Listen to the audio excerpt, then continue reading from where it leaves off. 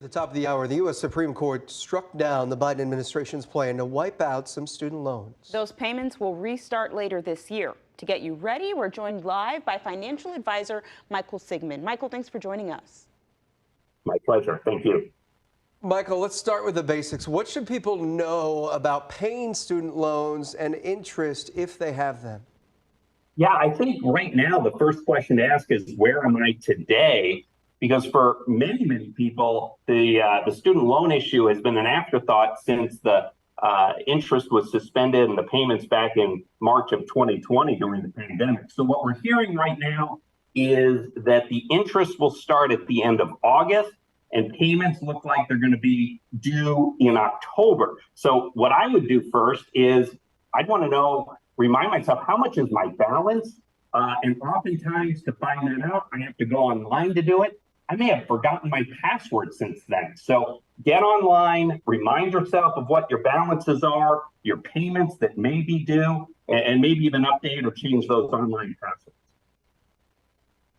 Yeah, thanks, Michael. You mentioned the payments, won't start until October. So should people start saving and thinking about it, now, even though it's months ahead?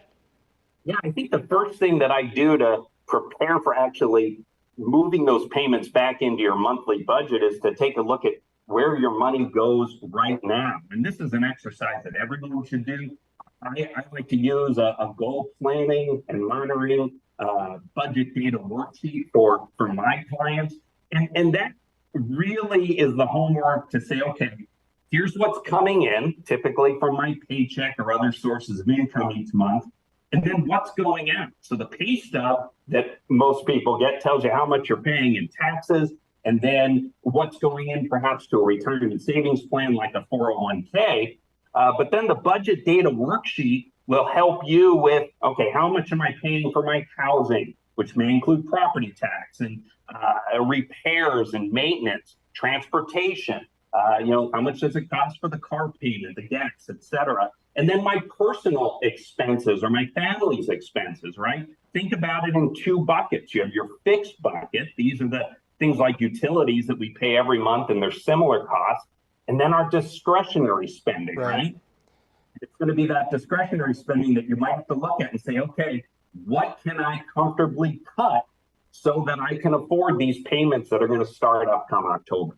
Michael, we've got about 30 seconds left. If you've done the budget worksheet and the numbers say it doesn't add up, I can't fit it, what's your plan then?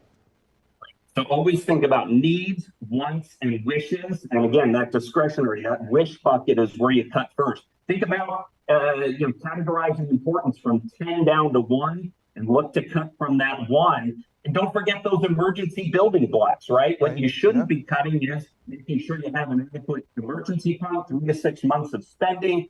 Am I covering myself in the event of an emergency, like term life insurance or disability insurance? How am I protecting my family? And you don't want to sacrifice a 401k match. That's free money. So make sure you've got those things in place if you can afford them, and then try to cut from those least desirable discretionary items. All right, Michael Sigmund, thank you for that advice, and thanks so much for joining us.